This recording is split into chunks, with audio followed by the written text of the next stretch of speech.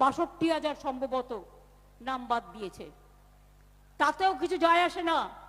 শুনুন, একটা ভোট থাকলেও সে ভোটটা তৃণমূল কংগ্রেসের বাক্সে পড়বে, জোড়া ফুলের বাক্সে পড়বে, বিজেপির বাক্সে পড়বে না, অন্য কোনো দলের বাক্সে পড়বে না। ভোট কেটে ঘেঁচু করবেন, সবার নাম তো উঠবে আজ নয় কাল। ৩২ লক্ষ লোকের নাম তুলে দিয়েছি কোর্টে কেস করে, আমি নিজে গেছিলাম সুপ্রিম কোর্টে। কিন্তু মনে রাখবেন, এখনো অনেক লোকের নাম তোলা বাকি আছে।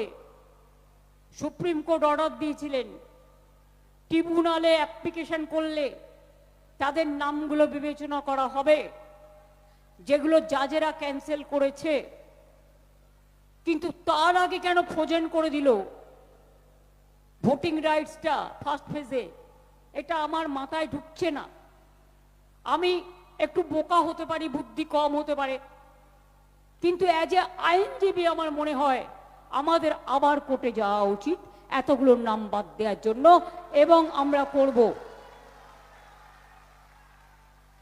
শুনুন, লড়ে যাব ইঞ্চিতে ইঞ্চিতে। কিন্তু প্রবলেমটা কি জানেন? পয়লা বৈশাখ আসছে তো, তার আগে বাংলায় একটা চৈত্র সেল হয়, সেখানে কনসেশনে লোকে জিনিসপত্র কিনতে পারে। আজকে দেশের সব জায়গাগুলো বিক্রি হয়ে গেছে চৈত্র সেলের মতো, কিচ্ছু করার নেই, কনসেশন।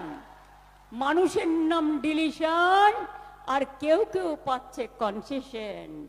আগামী দিন জেনে রেখো, চলবে না অন্যায়, টিকবে না ফন্দি, জনগণের আদালতে হতে হবে বন্দী।